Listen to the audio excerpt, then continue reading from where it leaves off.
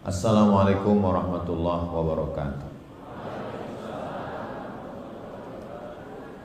Kalau Tuan pergi ke Batam, jangan lupa membeli kerang. Dari bunyi sambutan salam, nampaknya jamaah ini belum makan siang. Apa kabar semua? Bapak, ibu, abang, kakak, adik, sahabat, semua yang hadir ini insya Allah dimuliakan Allah SWT. Itu kenapa di tengah itu ada yang kosong macam kebun sawit kebakaran? Ada tamu-tamu dari kalangan jin. Oh gitu. Kalau ada uang, ada rezeki. Kalau tidak ada uang, tidak ada rezeki. Kalau ada uang, ada rezeki. Kalau tidak ada uang, tidak ada rezeki. Kalau ada uang, ada rezeki. Kalau tidak ada uang, tidak ada rezeki. Sudah terrekam di kepala kita, makanya orang cakap, aku nggak ada rezeki hari ini. Berarti tak ada uang. Kalau ada uang, ada rezeki. Tak ada uang, tak ada rezeki. Oke, sekarang aturan baku itu kita terapkan. Ada uang, ada rezeki. Tak ada uang, tak ada rezeki. Di zaman itu ada laki-laki yang ada uang, namanya Qarun. Ada laki-laki yang nggak punya uang, namanya Musa. Sekarang yang dapat rezeki siapa? Qarun. Yang tak punya rezeki, Musa. Nah, inilah contoh-contoh jahiliyah.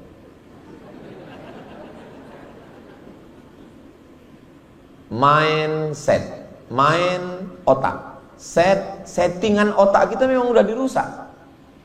Kalau itu standar kita pakaikan ke dalam sejarah Nabi, berarti yang dapat rezeki itu Qarun, sedangkan Nabi Musa tidak dapat rezeki. Betapa menyesatkannya. Makanya yang perlu diluruskan itu otak, main otak, settingan, aturan otak itu mesti diluruskan. Tapi ada juga yang bilang mindset itu artinya main otak setan, mindset otak setan. Kalau ada kuasa, ada rezeki. Kalau tidak ada kuasa, tidak ada rezeki. Kalau berkuasa, berarti dapat rezeki. Kalau tidak berkuasa, berarti tidak dapat rezeki. Sudah terekam di kepalanya. Ada kuasa, ada rezeki. Tidak ada kuasa, tidak ada rezeki. Kalau itu dijadikan standar dan diterapkan pada kisah Nabi Ibrahim, Namrud berkuasa, Nabi Ibrahim tidak berkuasa, malah dibakar oleh Namrud. Pertanyaannya, kalau dipakai yang metode tadi, siapa yang dapat rezeki? Namrud. Siapa yang tak dapat rezeki? Ibrahim. Berarti ada yang salah dengan cara berpikir kita. Tadi tentang uang, Qarun dengan Musa. Tentang kuasa, Namrud dengan Ibrahim. Ada jodoh, ada rezeki. Tak ada jodoh, tak ada rezeki. Kalau ada jodoh, berarti ada rezeki. Kalau punya istri, ada rezeki. Tak punya istri, jomblo. Nabi Isa ada istrinya? Enggak ada. Nabi Yahya tak ada istrinya. Masa Nabi enggak dapat rezeki? Mesti diluruskan cara berpikir kita. Lalu rezeki itu apa? Apakah rezeki itu uang? Apakah rezeki itu kekuasaan? Apakah rezeki itu istri? Rezeki adalah semua yang membawa kita kepada mendekatkan diri menuju Allah. Itulah rezeki. Kalau dengan kekuasaan kita bisa dekat dengan Allah, berarti kekuasaan kita rezeki. Kalau dengan istri kita bisa dekat dengan Allah, kalau punya suami kita dekat dengan Allah, berarti itu adalah rezeki. Kalau kita punya harta, kita bisa bangun masjid, bangun pondok pesantren, buat beasiswa tahfiz gratis, berarti dengan harta bisa dekat Allah, rezeki. Tapi kalau punya harta hanya untuk dugem, dugem artinya duduk sambil gemetar.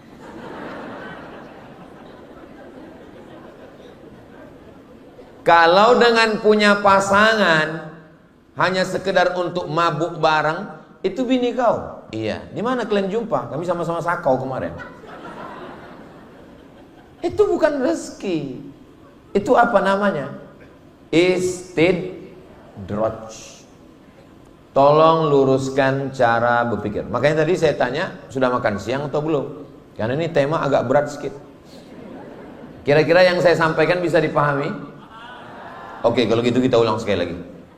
Saya kalau ngajar di kelas dulu di kampus, saya tanya mahasiswa, paham? Tidak Pak, ulang 2 kali. Paham? Tidak Pak, ulang 3 kali. Udah 3 kali ulang, aku bilang, kalau ku lanjutkan ini 2 gendangnya. Kalau tak aku gila, kau gila, aku bilang.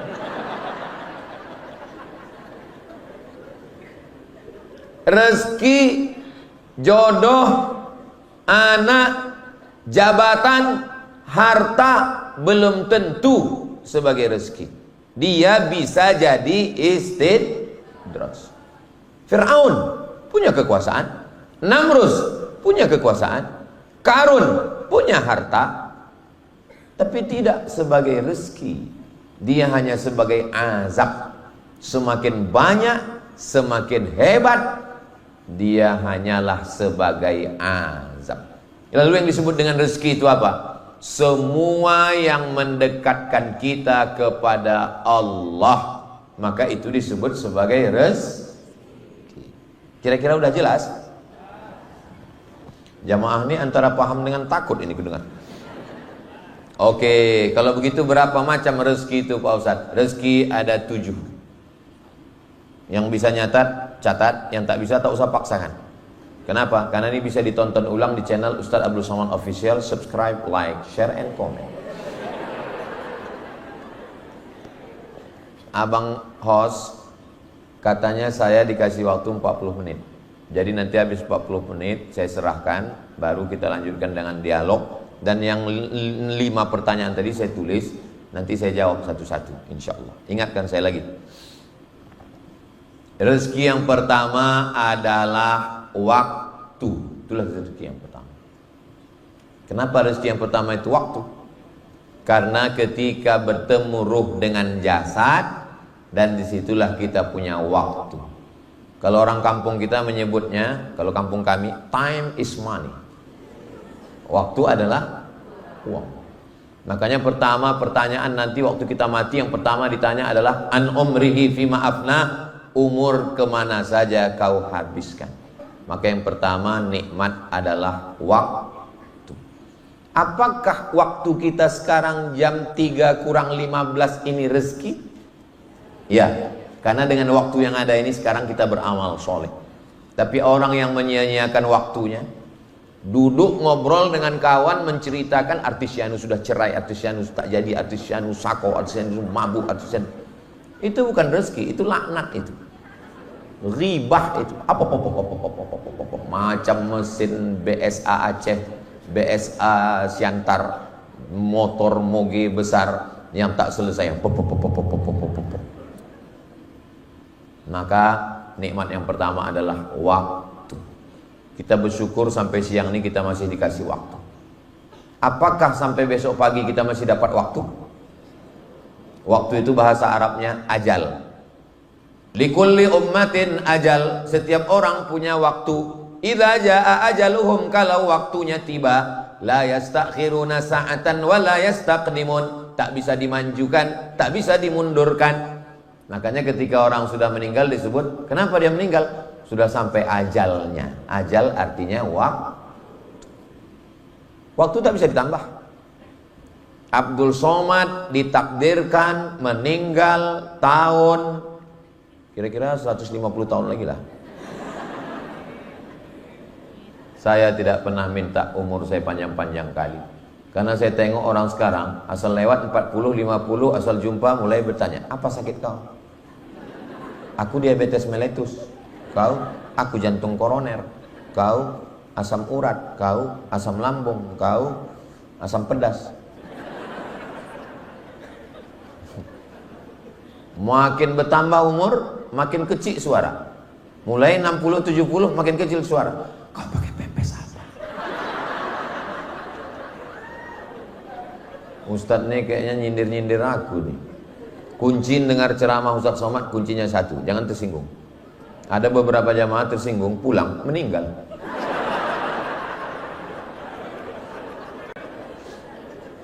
Aku sebetulnya mancing-mancing kalian aja. Kalau saya tengok dari senyum orang-orang ini, kayaknya ini orang nggak punya masalah hidup dan nggak punya utang.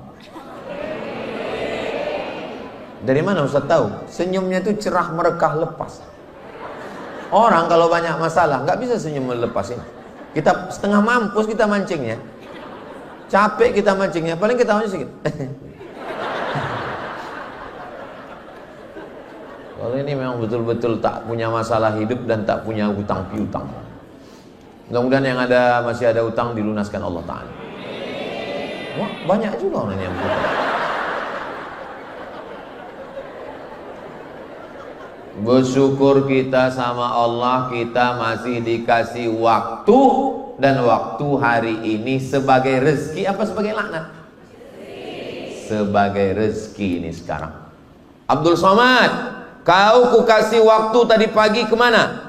Pagi tadi pengajian di sini bersama tokoh-tokoh masyarakat membahas tentang wakaf sodakoh membangun Zayan Insani Sejahtera. Abdul Somad, siang tadi kukasih kau waktu untuk apa? Siang tadi aku berkumpul, katanya jamaahnya mau diundang semua milenial, rupanya yang hadir kolonial.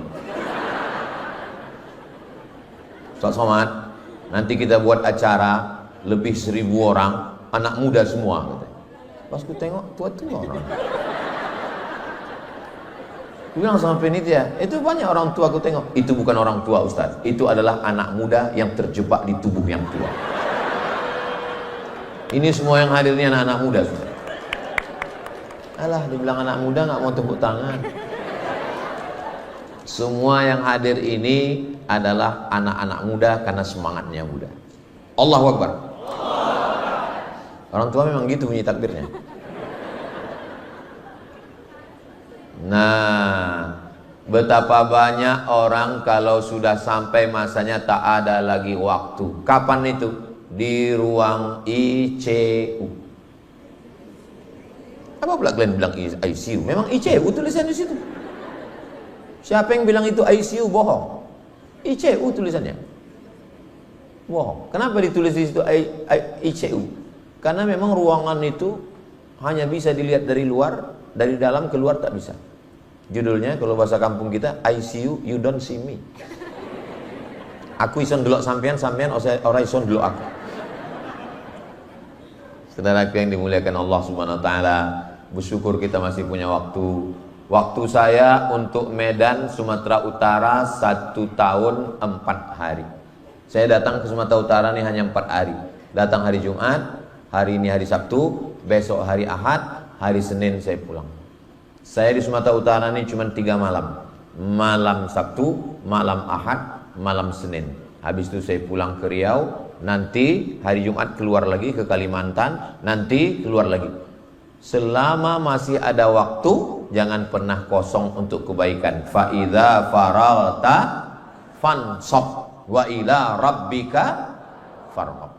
Nikmat yang pertama, rezeki yang pertama adalah waktu. Yang kedua, rezeki yang kedua adalah iman.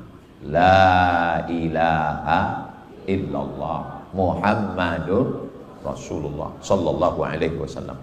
Apakah semua orang dapat rezeki iman? Tidak. Innaka lan tahdi man ahbabta, kau tidak bisa memberikan hidayah kepada orang yang kau sayangi, kau cintai. Walakinnallaha yahdi man yasha. Allah memberikan hidayah kepada siapa yang Dia kehendaki. Makanya nikmat yang besar ini kita syukuri. Alhamdulillahi Rabbil Alamin. Nikmat terbesar adalah nikmat iman. Nikmat terbesar adalah nikmat Islam. Ini rezeki, rezeki, rezeki. Karena dengan nikmat iman inilah kita mendekatkan diri kepada Allah. Apakah diterima solat orang yang tak beriman? Tidak. Apakah diterima puasa sunat orang tak beriman?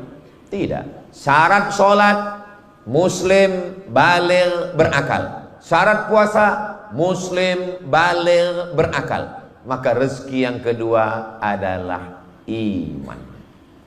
Rezeki yang ketiga, rezeki yang ketiga adalah orang tua.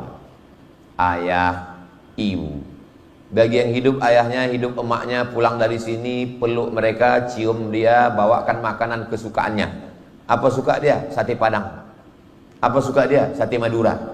Apa mau dia? Mie keling. Apa mau dia? Getuk. Bawakan. Yang sudah tidak ada, kirimkan. Untuk semua almarhumah emak, almarhum ayah kita yang sudah mendahului kita, Al-Fatihah. A'udzubillahi minasyaitonir rajim. Bismillahirrahmanirrahim. Alhamdulillahirabbil alamin arrahmanir rahim maliki yaumiddin. Iyyaka na'budu wa iyyaka nasta'in. Shiratal mustaqim. Shiratal ladzina an'amta 'alaihim ghairil maghdubi 'alaihim waladdallin. Amin. Aku nggak masuk akal kaji Ustaz Somad itu. Masa dibilangnya emak sama ayah rezeki? Iyalah, kau tidak menganggapnya rezeki karena dari kecil kau buka mata ada emak kau. Kau buka mata ada ayah. Bagaimana dengan penderitaan orang yang tiba-tiba bangun pagi, Ustadz buka pintu, di depan rumahnya ada kardus. Rupanya dicampakkan orang. Sampai anak itu pun takut pakai binti kardus.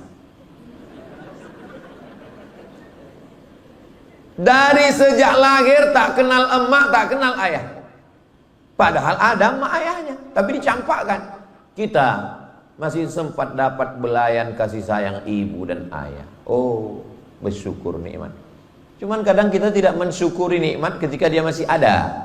Ketika dia sudah tidak ada, barulah kita bersyukur. Tak usahlah jauh-jauh, tak usahlah emak, tak usahlah ayah. Kelingking aja. Kelingking ini kita nggak nganggapnya nikmat. Tapi coba pas kelingking ini dua-dua luka. Hidung gatal. Takkan ini masuk besar kayak lubangnya. Nikmat pertama adalah waktu. Nikmat kedua rezeki pertama waktu. Rezeki yang kedua adalah iman. Rezeki yang ketiga adalah orang tua. Rezeki yang keempat adalah pasangan hidup. Pasangan hidup itu rezeki. Kapan pasangan hidup itu jadi rezeki? Ketika dengan pasangan hidup itu kita dekat kepada Allah. Itulah rezeki. Tak semua orang dapat rezeki. Walaupun dia belaki, walaupun dia berbini, tak semua dapat rezeki. Aku dulu Pak Ustadz, waktu masih gadis, jilbabku panjang, bajuku panjang. Tapi sejak aku menikah, lakiku tak suka aku pakai jilbab. Kok tua kali aku tengok macam pakai kelambu. Disuruhnya aku dipotong norok aku Pak Ustadz. Aku pakai celana legging. Waktu aku umur 8 tahun dulu, itu suruh pakai. Menjerit paha tuh Pak Ustadz. Rambut disuruhnya cat 3 warna merah, kuning, kelabu. Disuruhnya aku pakai tato. Udah laku hitam bertato pula. Itu bukan rezeki namanya. Terus laki begitu laki apa? Genderuwo. Aku dulu Pak Ustadz tamat pesantren Pak Ustadz. Ayahku baik, emakku baik. Tak boleh aku makan haram. Tapi rupanya Pak Ustadz, entah gimana ceritanya, entah temakan pelet, akhirnya nikah sama biniku ini. Makan haram aja aku dikasihnya Pak Ustadz. Dia kalau tak makan mie lemak babi tak berselera Pak Ustadz. Itu bukan rezeki namanya. Itu apa? Mak lampir. Saya heran juga ya, ibu jangan tersinggung ya. Saya heran juga, kenapa lah hantu ini kebanyakan perempuan? Mak lampir, sundel bolong, nyi blorong, nyi roro kidul, suster ngesot, pocong. Pocong ketawa hantu pun perempuan. Iki. Terus terang saya nggak setuju karena mak saya perempuan, istri saya perempuan. Saya mengusulkan ke ibu-ibu, kalian tuntut Komisi Perlindungan Perempuan menuntut. Kenapa hantu itu cuma perempuan? Tolong hantu laki-laki juga diperbanyak. Hantu laki-laki bisa kita hitung berapa? Genderuwo, begu ganjang, Dracula pun dulunya, sekarang karena susah nyari kerja di Indonesia cabut dia, balik ke Amerika. Zombie pun ada juga perempuan. Jadi kenapa ke cerita hantu pula kita? Ada pula yang ingat tuyul ada laki-laki ada perempuan. Tapi tuyul tak ketahuan jenis kelaminnya karena rambut belum tumbuh dan pakai pempes. Jangan sampai kalian pulang acara ini ditanya orang, ikut kalian acara sama Ustaz Somad? Iya. Apalah kesimpulannya? Entah hantu-hantu aja cerita deh.